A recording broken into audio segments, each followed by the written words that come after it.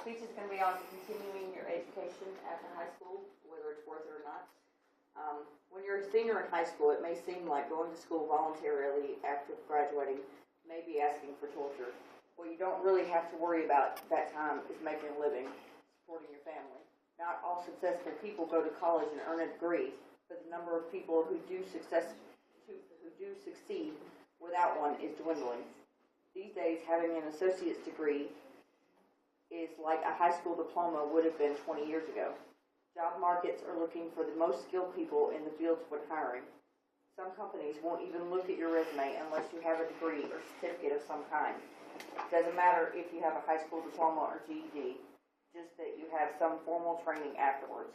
Even joining the military these days with all the cutbacks required, a high school diploma, this is as of a few years ago, isn't good enough, or is a requirement. A GED isn't good enough. Also, take the military, for example, when adding education into the mix. If you have a college degree, you can go into the military as an officer, whereas if you went just as a high school diploma, you would go in as enlisted.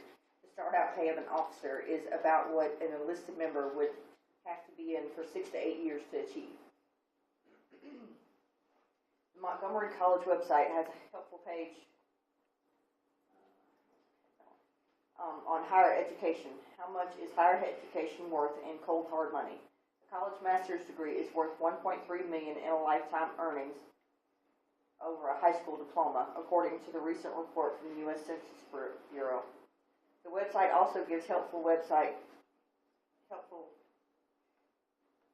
to visit about the issue of how much your college education is worth. The website has a link to the U.S. Census Bureau, which has lots of helpful articles like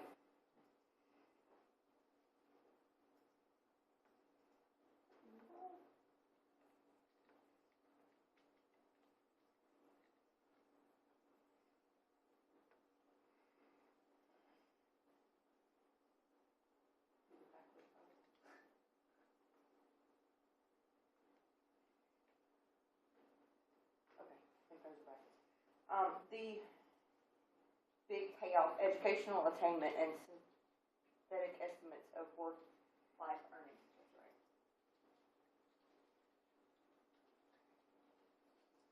Here it talks about whether going to school is worth the money it takes to pay for school, showing average income stats with the various degrees. The Census Bureau also has an article by Kurt Bowman and Camille Ryan about what's it worth, the field training and economic status. This discusses education attainment levels and adult population in 84 and 1996 and how they compare.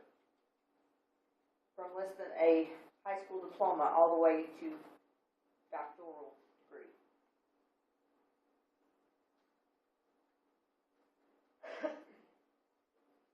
The Census Bureau website also has articles not published in print about this issue.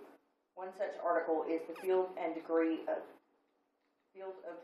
Earnings by Selected Employment Characteristics 2011 American Survey Brief, also by Camille Ryan, which talks about the fact that there are lots more.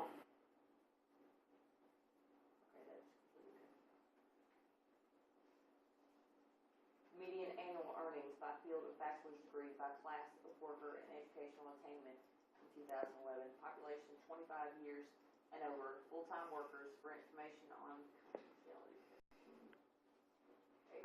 Most of my information came from the Census Bureau. That's about the only thing I can think that was scholarly sources. These are all the science and engineering related, business, education, arts, and humanities. These are all the median annual earnings after getting a bachelor's degree.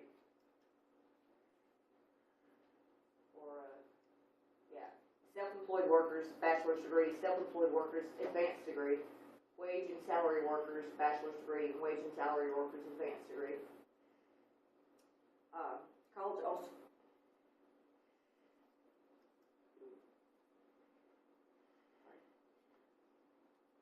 Field of Degree and Earnings by Selected Employment Characteristics 2011.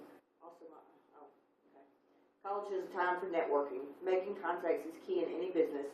People in your degree program you will be spending time around, seeing what you are good at and what you can do for them in the future. Why not return the favor? Pay attention to what you can. Also, people you meet in college may know someone down the road that can help you, so keep your options open and make as many new acquaintances and friends as you can. Another thing colleges offer is jobs and internships on campus for students, as well as job fairs and the like.